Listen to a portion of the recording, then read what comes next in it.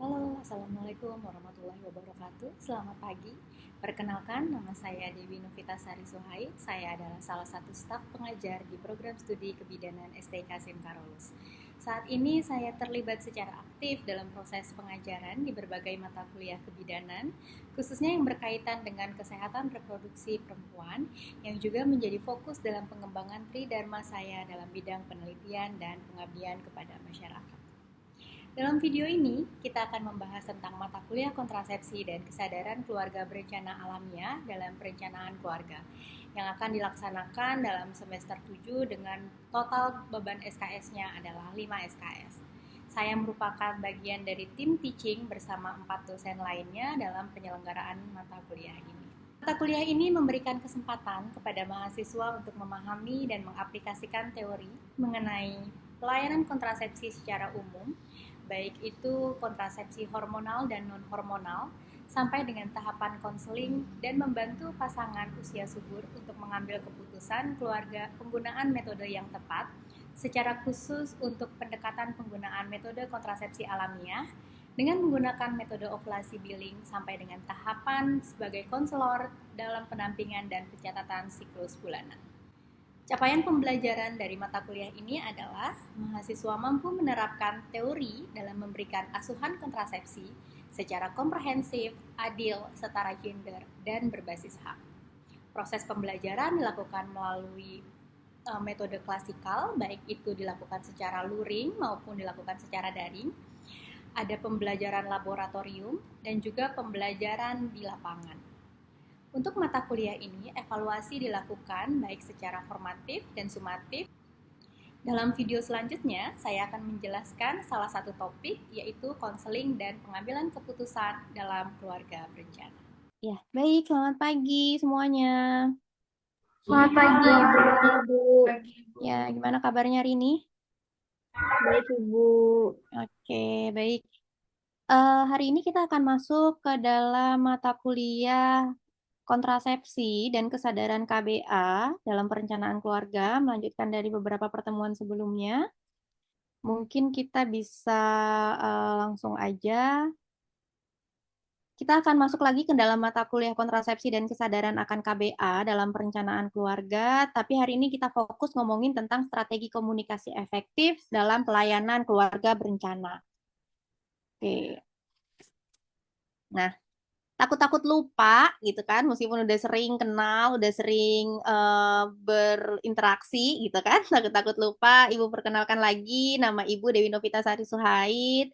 Pada hari ini gitu ya kita sepakat untuk pembelajarannya melalui daring dengan aplikasi Zoom, tapi kita juga perlu untuk berkomitmen gitu bahwa dalam pembelajaran ini kita saling menghargai gitu ya karena kita tidak bertemu secara langsung. Terima kasih kepada teman-teman semuanya sudah hadir tepat waktu gitu ya di pembelajaran kita pada pagi hari ini. Teman-teman jangan lupa untuk mengisi presensi kehadiran di LMS. Kembali mengingatkan bahwa mata kuliah kontrasepsi dan kesadaran KBA dalam perencanaan keluarga ini merupakan salah satu wujud gitu ya dari upaya untuk menghasilkan lulusan dengan kalian belajar untuk untuk memahami dan mengaplikasikan teori mengenai pelayanan kontrasepsi secara umum. Baik itu kontrasepsi yang hormonal, non-hormonal gitu ya, atau kontrasepsi alamiah gitu. Sampai dengan tahapan konseling dan membantu pasangan usia subur untuk mengambil keputusan dalam penggunaan metode yang tepat secara khusus melalui pendekatan penggunaan metode kontrasepsi alamiah dengan menggunakan metode ovulasi billing sampai dengan tahapan konselor dalam pendampingan dan pencatatan siklus bulanan. Boleh diceritakan dulu mungkin siapa yang ingin menceritakan ini gambar apa ya menurut persepsinya kalian masing-masing. Silahkan, ada yang ingin memberikan tanggapannya? Mungkin? Um, Oh, Angel. Boleh, Angel? saya, Bu. Angel? Jadi dari gambar ini kayak salah satu ibu dia tuh bingung karena dia takut hamil, makanya dia bingung. Terus dia tanya ke bidan, KB apa yang cocok untuk dia pakai. Jadi dia minta saran dari ibu bidannya. Seperti itu, Ibu. Jadi teman-teman tadi ya melihat ada dua orang gitu ya yang memang diutarakan bahwa Bu Bidan, saya ini takut hamil gitu. Eh, kira-kira saya gimana ya Bu? Saya mau pakai KB apa ya Bu? Sering gitu kan ya kita tuh mendengar ini. Kalau dalam KB ya mungkin kalian juga sudah beberapa kali turun praktek gitu ya. Mungkin beberapa kali juga pernah mendapatkan kasus seperti ini. Kadang-kadang pasien itu bertanya kepada kita, saya pakai KB apa ya? Misalnya ada beberapa pertanyaan yang diutarakan gitu ya, ditanyakan kepada orang lain, tapi sebenarnya pertanyaan itu adalah pertanyaan terkait dengan kebutuhannya dia. Gitu kan? Kalau dari gambar ini, kalau kita lihat lagi si bidannya bilang, kalau kata saya sih IUD aja gitu. Karena IUD tuh saya aja pakai loh, nggak sakit gitu kan. Jadi kadang-kadang dalam kehidupan kita gitu ya, kita tuh terbiasa untuk memberikan pertanyaan apa yang kita mau, apa yang kita butuhkan kepada orang lain. Dan orang lain akan menjawab sesuai dengan persepsinya dia. Nah, ini yang perlu kita jaga nanti ketika kalian menjadi bidan. Seperti apa sih saran, seperti apa sih informasi, seperti apa sih tanggapan yang bisa kalian berikan gitu kan kepada pasien, kepada klien gitu terkait dengan kebutuhannya. Jangan sampai apa yang disampaikan itu adalah persepsinya dari si bidan. Jadi nggak sesuai dengan kebutuhan. Kita akan belajar gitu ya warga dan masyarakat untuk meningkatkan kesehatan perempuan, ibu dan anak, perencanaan dan kegawat daruratan. Saya bisa melihat kalian mampu melakukan komunikasi. Caranya ada dua, yaitu kalian mampu menganalisis strategi penerapan komunikasi efektif dalam pelayanan KB, dan kalian mampu mendemonstrasikan konseling dan pengambilan keputusan dalam keluarga berencana. Akan tetapi untuk kelas di pagi hari ini, sebelum nanti kita masuk ke kelas prakteknya, di pertemuan berikutnya, kita akan fokus untuk mempelajari apa-apa saja sih media gitu ya yang bisa digunakan untuk kalian memberikan konseling kepada klien dalam pelayanan keluarga berencana. Nah, materi yang akan kita pelajari ada dua ya, tentang konseling keluarga berencana dengan penelitian menggunakan kartu konseling. Metodenya nanti akan saya sampaikan beberapa informasi terkait dengan dua topik tersebut. Kemudian kita akan ada satu metode VCAT, Value Clarification and Attitude Transformation. Kemudian nanti di akhir sesuai dengan RPS yang sudah saya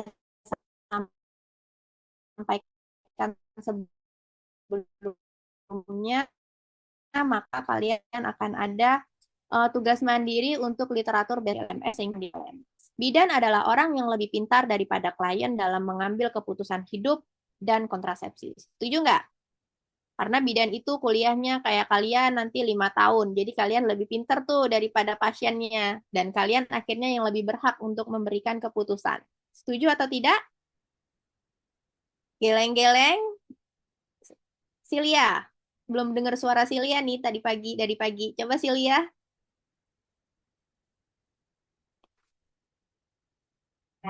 Iya Ibu, kalau menurut saya sendiri sih tidak pernyataan tersebut tidak betul ya. Karena untuk pengambilan keputusan ataupun informasi, walaupun informasinya dari bidang,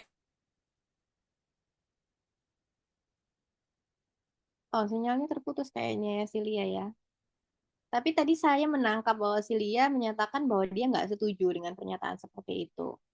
Karena, terkait pengambilan keputusannya itu harusnya dari pasiennya sendiri, tidak boleh bidannya yang memberikan keputusan Ibu. iya, great, setuju. Terima kasih, Silia. Jadi memang betul bahwa meskipun kita ini sudah belajar keilmuannya 5 tahun gitu ya, tapi kita ini nggak bisa menerawang gitu. Orang itu cocoknya apa ya kata kita gitu kan. Kalaupun akhirnya kita itu memberikan pilihan, itu berdasarkan dari evidence base. Apa evidence base-nya? Oh ya Bu, menggunakan roda klop. Ada yang udah pernah lihat roda klop? Kayak kemarin kita sudah belajar roda klop, ingat? Iya, Ibu. Nah, oh iya Bu, saya sudah melakukan penapisan kesehatannya gitu ya, penapisan medisnya dengan menggunakan roda klop.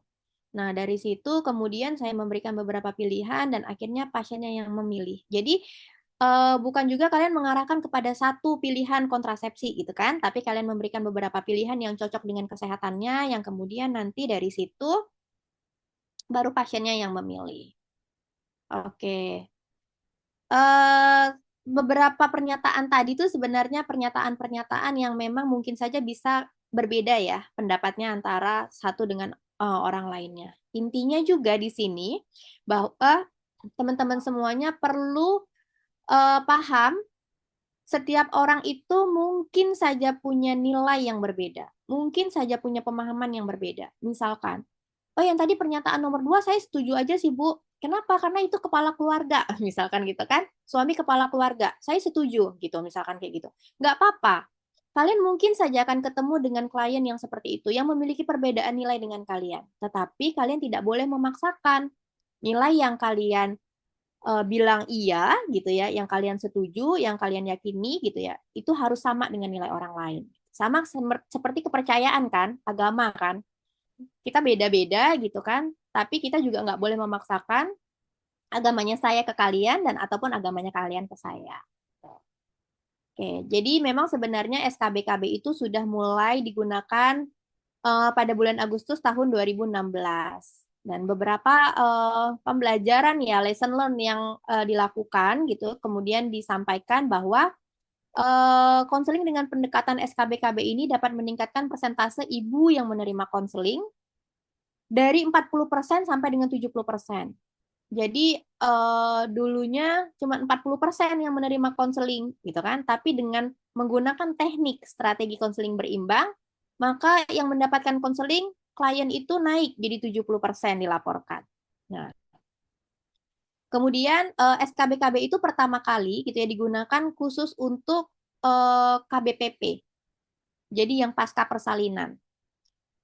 Di mana hasil pembelajarannya juga gitu ya, hasil pembelajaran baiknya juga bahwa ketika menggunakan SKBKB ini ada peningkatan 2 kali lipat untuk klien ini menggunakan KBPP.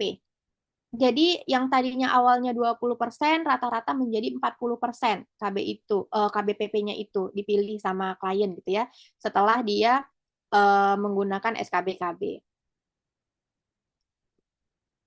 Nah, ini adalah beberapa hal yang perlu diperhatikan dalam konseling KB dengan SKBKB. Yang pertama adalah bagaimana pemahaman klien terhadap metode yang dipilihnya, gitu ya. Kenapa kita perlu yakin bahwa klien ini paham terhadap metode yang dipilihnya? Kalau kalian udah paham, ya kalian memilih sesuai dengan yang kalian butuh. Maka kalian akan tetap terus menggunakan secara konsisten. Kenapa sih beberapa orang menggunakan KB itu kok kadang-kadang putus di tengah jalan gitu ya? Atau kadang-kadang kok nggak efektif nih? Kenapa? Oh karena ternyata setelah digali minum pilnya telat-telat misalkan gitu atau suntiknya telat. Kenapa? Karena dia tidak paham. Dia jadinya tidak merasa bahwa dia memilih itu dengan hatinya gitu. Karena itu disuruh aja. Kan beda ya kalau misalkan kalian nih saya suruh untuk misalkan makan mie ayam yang kalian nggak suka tadi gitu. Pasti makan juga dengan ogah-ogahan gitu kan. Meskipun habis tapi dengan ogah-ogahan gitu. Nah, jadi kita perlu memastikan bahwa klien ini sangat paham terhadap metode yang dipilihnya. Kemudian yang perlu diperhatikan selanjutnya adalah keputusan siapa yang lebih dominan. Karena penggunaan KB ini memang kalau dilihat gitu ya, alat-alatnya, metodenya lebih banyak buat siapa? Laki-laki atau perempuan? Perempuan gitu ya. Sehingga itu tuh seperti terlihat bahwa yang harus pakai KB itu cuma perempuan aja gitu. Nah, kenapa seperti itu? Bisa jadi memang perempuannya tidak mampu untuk dia mengambil keputusan. Bisa jadi tidak mampunya kenapa? Karena dia nggak tahu. Atau nggak mampunya karena memang dia dipaksa oleh pasangannya gitu ya dan lain sebagainya. Dan hal yang perlu diperhatikan kembali adalah poin nomor 3, berapa lama sebuah konseling itu berlangsung. Waktunya berapa lama. Nah, ini adalah perbandingan antara penggunaan konseling SKBKB dengan peningkatan adopsi metode KBPP. Jadi ini yang saya sampaikan bahwa studi ataupun pilot untuk penggunaan SKB dalam KB itu diawali dengan masa intervalnya adalah masa yang digunakan adalah masa saat pasca persalinan. Jadi pasca persalinan itu kan langsung ya diminta untuk ibunya mau menggunakan apa kalau memang misalkan sudah ada pilihannya langsung dipasang dan lain sebagainya. Nah, maka ketika menggunakan SKBKB tentunya ini penggunaannya juga bukan hanya ketika dia pasca melahirkan gitu ya, tapi pendekatannya sudah dilakukan sejak kehamilan. Data menunjukkan bahwa terjadi peningkatan gitu penggunaan metode KB implan, metode KB IUD gitu ya, metode KB MAL, bahkan sampai metode KB teknik operasi gitu pada klien-klien setelah diberikan SKBKB. Nah, ini studinya itu dilakukan di 44 fasilitas kesehatan gitu yang terpilih untuk melaksanakan program KBPP Pilihanku. Jadi terlihat ya bahwa kalau dari grafiknya ini yang sebelum menggunakan KB ya kurang lebih 20-an persen ya, bahkan ada yang cuma 10% gitu di bulan Januari. Nah, ketika sudah diberikan KBPP, itu rata-rata angkanya di atas 30%. Bahkan ada yang sampai menyentuh 45% pada bulan Maret. Itu di tahun 2016-2017 studinya ya dilakukan oleh pemerintah, oleh Kemenkes. Nah, SKBKB di tahun 2022 gitu ya, saya bersama tim mengembangkan. Kalau tadi untuk KBPP, berarti yang hanya digunakan setelah persalinan. Nah, dikembangkan juga menggunakan teknik yang sama gitu ya, mengadop dari teknik yang sama, tapi bukan hanya untuk pasca persalinan. Yang dikembangkan ini adalah untuk semua interval sampai dengan ada teknik-teknik ataupun strategi-strategi khusus untuk pasangan dengan kelompok khusus. Misalkan umurnya sudah 45 tahun tapi belum menopause, masih menggunakan KB. Atau misalkan pemberdayaan bagi laki-lakinya gitu ya untuk menggunakan KB itu ada di kartu konseling. Ada 2 alat bantu yang digunakan. Yang pertama, kalau kalian lihat yang di bawah ada kartu konseling tulisannya dan konseling efek samping, itu jenis kartunya. Flashcard, kartu games gitu ya, kayak kartu games. Nah, yang sebelahnya yang kayak diagram-diagram itu memang disebut dengan diagram ataupun algoritma, ataupun itu adalah ini petunjuk gitu. Langkah 1 apa, langkah 2 apa, kartu mana yang dibuka. Nah, itu. Jadi diagram bantu konseling SKBKB itu adalah alat untuk membantu konselor dalam menjalankan proses konseling. Jadi panduannya, langkah-langkahnya, step by step-nya. Jadi di situ juga ada pertanyaan-pertanyaan kunci dan langkah-langkah gitu ya. Serta petunjuk kalian menggunakan kartu konseling apa dalam proses konseling yang secara utuh. Terdiri atas 3 box warna. Warna kuning itu tahap sebelum pemilihan, tahap pengenalan awal, tahap identifikasi gitu ya, dan lain sebagainya. Kemudian yang box berikutnya itu berwarna hijau, itu adalah tahap pemilihan, dan yang berwarna biru adalah tahap setelah pemilihan. Nah, ini kartu konselingnya gitu ya. Nanti kita ketika praktek kita akan memegang kartunya, kita akan belajar bagaimana cara penggunaannya. Ini kartu konseling. Jadi ada 2 ya nanti ya, kartu konseling yang memang menceritakan seluruh metode yang ada gitu ya, hampir seluruh metode yang ada. Kemudian yang kedua adalah kartu konseling efek samping. Kartu konseling efek samping ini isinya cuman efek samping dari metode-metode yang sudah kita yang sudah dipilih gitu. Jadi ini khusus untuk efek sampingnya. Kalau yang tadi sebelumnya itu khusus untuk metode-metodenya dan ada beberapa kartu terkait dengan perencanaan keluarga dan lain sebagainya. Ini nanti akan kita gunakan ya ketika kita praktek. Nah, kartu konseling itu bukan hanya saya ngomong, oh itu bagus gitu ya, karena misalkan saya yang mendevelopnya gitu. Tapi sudah dilakukan penelitian juga, bagaimana sih sebenarnya kartu konseling itu gitu ya, bisa memang meningkatkan kepercayaan diri dan meningkatkan pengambilan keputusan itu oleh si pengguna ataupun perempuan gitu ya. Nah, dipresentasikan dalam saat itu dipresentasikan dalam Kongres Internasional, Kongres Bidan Internasional di Bali, bahwa saya mempresentasikan tentang efek dari penggunaan kartu konseling pada tingkat kepercayaan diri bidan dan pengambilan keputusan dalam layanan KB di Indonesia. Itu hasilnya adalah 97% pengambilan keputusan itu diambil oleh pasangan secara bersama. Padahal sebelumnya ditemukan yang mengambil keputusan tuh ada juga bidannya, ada juga cuman suaminya gitu. Tapi di akhir setelah bidannya menggunakan kartu konseling, pas dievaluasi ternyata yang mengambil 97% itu adalah hasil diskusi dari pasangan gitu ya. Jadi sudah ada peningkatan berkaitan dengan pengambilan keputusan. Kemudian bidannya mengakui, sebanyak 96% bidannya mengakui bahwa mereka itu tingkat kepercayaan dirinya meningkat ketika mereka menggunakan kartu konseling. Kenapa? Pada saat itu mereka menyampaikan bahwa oh iya lebih terfokus gitu ya dan lain sebagainya. Penggunaan kartu konseling itu juga saya presentasikan dalam pertemuan ilmiah tahunan Ikatan Bidan Indonesia di tahun 2023 kalau nggak salah saya ya di PIT ke-17 itu dengan judul pengalaman bidan dalam memberikan konseling menggunakan alat bantu SKBKB kartu konseling dalam layanan kontrasepsi. Jadi nanti proceedingnya akan saya bagikan di G Drive gitu ya. Kalian bisa mengakses dan kalian bisa membaca proceeding tersebut sehingga kalian bisa memahami bahwa ternyata memang kartu konseling ini memberikan dan teknik SKBKB-nya ya gitu ya memberikan dampak yang sangat positif bukan hanya bagi bidannya tetapi juga bagi klien. Oke, baik. Sampai di sini ada yang ingin ditanyakan? Silahkan, boleh pakai fitur raise hand kalau ada yang ingin ditanyakan atau boleh langsung menyebutkan namanya. Ibu, saya mau bertanya, Ibu. Oh ya, silahkan, Hani. Berarti kalau untuk waktu konseling itu bagusnya itu yang lama ya, Bu? Atau kan biasanya ada ibu yang terburu-buru untuk konseling atau gimana gitu, Bu? Ya, oke. Jadi bagus ya pertanyaannya Hani ya. Apakah kualitas konseling itu memang dilihat dari waktunya yang lama gitu ketika kita memberikan konseling? Nah, dengan menggunakan teknik SKBKB sebenarnya konselingnya itu lebih terarah. Sebenarnya ketika kita memberikan konseling KB gitu ya, konseling metode, itu tuh kita nggak perlu menyampaikan seluruh metode Hani dan teman-teman lainnya.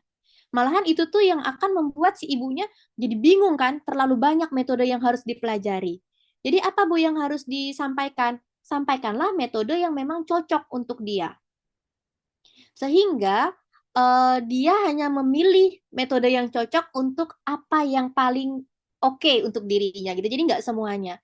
Kalau ngomongin tentang waktu di penelitian saya itu saya membagi waktunya tuh antara kurang dari 5 menit, 10 sampai 15 menit, kemudian di atas 15 menit. Di atas 10 sampai 20 menit, kemudian 20-30 dan di atas 30 menit. Nah, rata-rata itu memang konselingnya itu di sekitar 15 menitan gitu. Apakah waktu itu standar untuk semua orang sama? Enggak juga. Ada yang memang ketika kita memberikan konseling kok kayaknya belum paham gitu ya. Nah, itu kita membutuhkan waktu yang lebih. Atau ketika kita konseling baru dikit aja dia bilang, "Ah, saya bingung Bu, saya mau nanya sama suami saya." Gitu kan? Nah, itu juga akhirnya kan konselingnya menjadi lebih singkat gitu ya waktunya. Tetapi ada tindak lanjut yang kita lakukan. Oh iya, silakan Bu diskusi sama suaminya. Nanti kalau misalkan suaminya itu bingung juga boleh kok datang ke sini untuk konsultasi. Jadi tidak ada waktu yang sangat apa yang bisa menjadi patokan gitu ya mana konseling itu yang paling baik. Konseling itu diberikan sesuai dengan kebutuhan sehingga waktunya pun akan menyesuaikan. Seperti itu. Ya, begitu Hani? Baik, Ibu. Terima kasih. Oke, terima kasih kembali. Ada pertanyaan lain? Ada Ibu. Oh iya, silakan, Cak. Ibu saya mau tanya untuk SKB-KB itu hanya bisa digunakan untuk KB yang menunda atau harus bagaimana ya? Oke. SKB-KB itu adalah strateginya. Strateginya bagaimana kita melakukan konseling gitu ya. Nah, apakah hanya digunakan hanya untuk pasien yang ingin menunda kehamilan? Tentu tidak.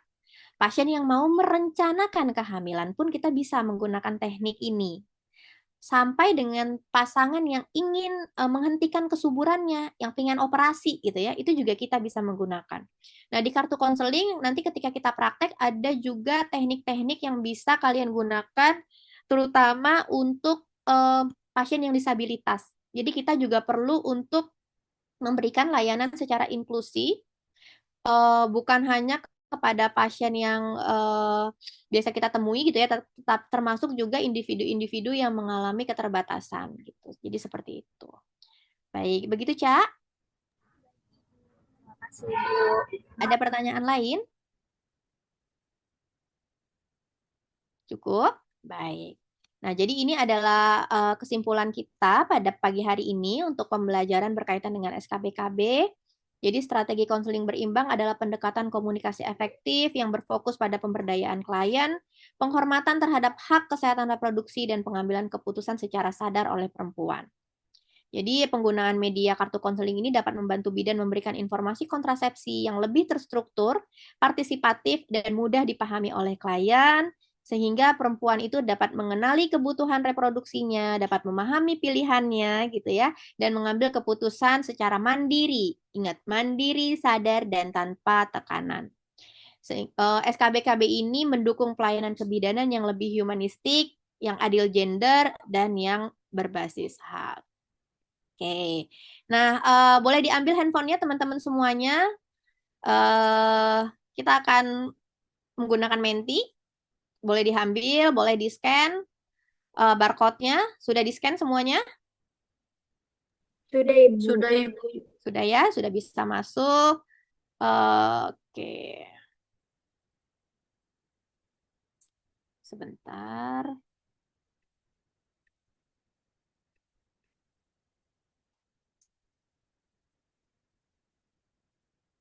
Oke.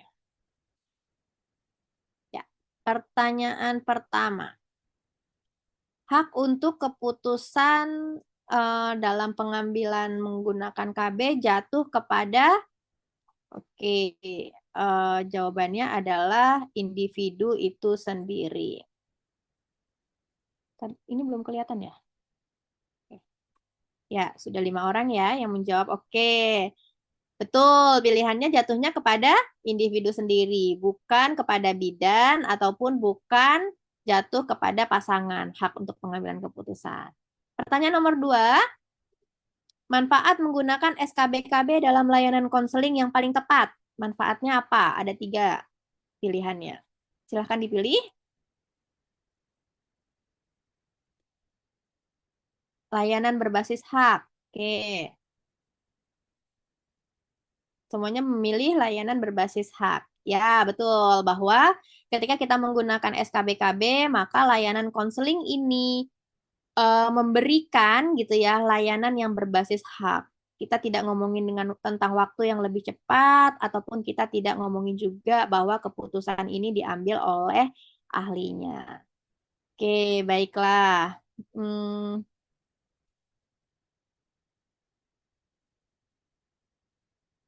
Tadi evaluasinya sudah dijawab dengan baik ya oleh kalian semua, sudah dijawab dengan benar juga. Maka untuk pembelajaran kita pada hari ini sudah selesai. Kalian boleh istirahat sekitar 15 menit. Kemudian nanti kita akan ketemu di lab untuk kita belajar mengenali media yang tadi saya sudah sampaikan kepada kalian dan teknik-teknik dalam penggunaan diagram ataupun algoritma untuk mengarahkan terhadap strategi konseling berimbang. Oke, saya kira cukup sekian. Terima kasih teman-teman semuanya.